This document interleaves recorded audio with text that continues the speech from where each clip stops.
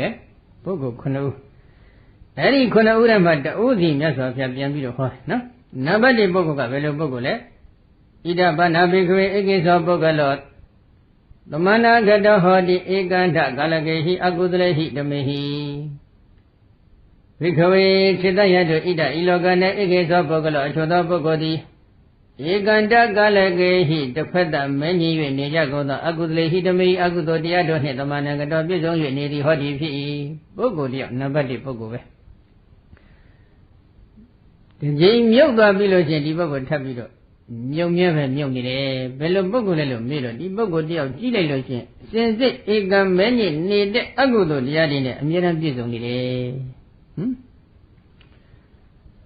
စင်စစ်ဧကံမဲညစ်နေတဲ့အကုသိုလ်တရားတွေနဲ့အမြဲတမ်းပြည့်စုံနေဆိုတာဘာကိုပြောတာလဲ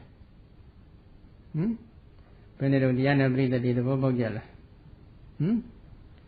ဒီဘုန်းကြီးလည်းတရားဟောရင်စောင့်ဆောင်ပြီးဟောတယ်လို့တချို့ကလည်းဒီလိုပြောနေတယ်နော်သူများမကောင်းကြောင်းနေကွက်လုံနေတယ်အဲ့ဒါတကယ်တမ်းအဲ့ကွက်လုံနေတဲ့အချိန်ကမှအကုသိုလ်တရားတွေပွားနေတာလားကုသိုလ်တရားတွေပွားနေတာလားအကုသိုလ်တရားတွေဧကံမဲညစ်နေတဲ့အကုသိုလ်တရားတွေနဲ့စင်စစ်ပြည့်စုံနေပြီအဲ့ဒီပြည့်စုံနေတဲ့ပုဂ္ဂိုလ်တွေကမြုပ်သွားပြီလို့ရှိရင်မြုံမဲပဲမြုပ်နေဘယ်နဲ့တော့မြုပ်ချင်တယ်လားပေါ်ချင်တယ်လားပေါ်ကျင်တယ်ဆိုလို့ရှိရင်ကောင်းမှုကုသိုလ်ပြုနေတဲ့အချိန်ကမှသူများမကောင်းကြောင်းတွေပြောရမလားမပြောရဘူးမပြောရဘူးဆိုလို့ရှိရင်မပြောပဲနေနိုင်မလားဘုန်းကြီးတော့မယုံပါဘူးဟုတ်လားဘုန်းကြီးကမယုံမှုဆိုတဲ့ဥစ္စာကမယုံတတ်တဲ့အကြောင်းတွေရှိနေလို့မယုံတာဟုတ်တယ်မလားလက်နှလုံးလောက်ရှိတဲ့ပါးစပ်ကလေးစောင့်စည်းဖို့သိပြီးမကောင်းဘူးလားကောင်းရဲ့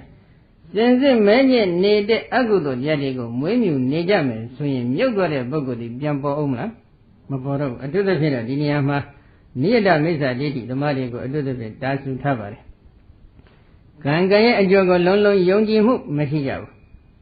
ကံကံရဲ့အကျိုးကိုလုံးလုံးယုံကြည်မှုမရှိတဲ့ပုဂ္ဂိုလ်တွေကိုအတုသဖြင့်တာဆူထားတယ်ဆိုတော့ဘုန်းကြီးခဏဟောဘူးတဲ့နန္ဒကစစ်သူကြီးပဲသူတို့ကသိရင်ပြတ်သွားတယ်လို့ယူတယ်ဒါပေမဲ့သူတို့ယူတဲ့သိရင်ပြတ်တယ်ဆိုတဲ့ဥစ္စေတဒိဋ္ဌိကတော့ကဘာပေါင်းဘလောက်ကြာခဲ့လို့ရှိရင်ဒီတရားတွေသူ့အလိုအလျောက်ပြတ်သွားတယ်တရားတယောက်ပြန်စည်ရင်အတွက်သီးသန့်ရှင်းနေဖို့မလိုဘူးကောင်းမှုပြုတယ်လဲကောင်းမှုပြုသည်မမီမကောင်းမှုပြုတော့လဲမကောင်းမှုပြုသည်မမီတရားအတွက်သတ်မှတ်ပြီးအလုံးရှိတယ်လို့သူတို့ကဒီလိုလက်ခံတယ်အချီလုံးတစ်လုံးအစကနေကမ်းပြီးတော့အောက်နှိမ့်တဲ့နေရာကိုဆွဲပြီးပြစ်ချလိုက်ဘိန်းလုံးကချီကုံသွားလို့ရှိရင်သူဟာသူရပ်သွားလိမ့်မယ်သူတို့ကဒီလိုယူတာနော်တန်ត្រာခီသူဟာသူဆုံးသွားလိမ့်မယ်ကိုကဆုံးအောင်ကျင့်နေဖို့မလိုဘူးအဲ့ဒီဝါဒလက်ကင်ထားပြီးတော့သူကဘဝတစ်ခုအဆုံးသတ်သွားတယ်အဆုံးသတ်လိုက်တဲ့အချိန်ကမှပိဋ္ဌာဖြစ်တယ်အဲ့ဒီပိဋ္ဌာကိုပင်္ဂလာမင်းကတွေ့တယ်ပဲဆိုကြပါစို့နော်ဒါပေမဲ့လို့ကံကောင်းကျင်တာကတော့သူ့ရဲ့သမီးဥဒ္ဒရာကသောတာပန်အမျိုးသမီးလေးဖြစ်တဲ့အတွက်ဖခင်ကွယ်လွန်သွားတဲ့အချိန်ကမှမုံတပွဲရစ်တစ်ခွက်နဲ့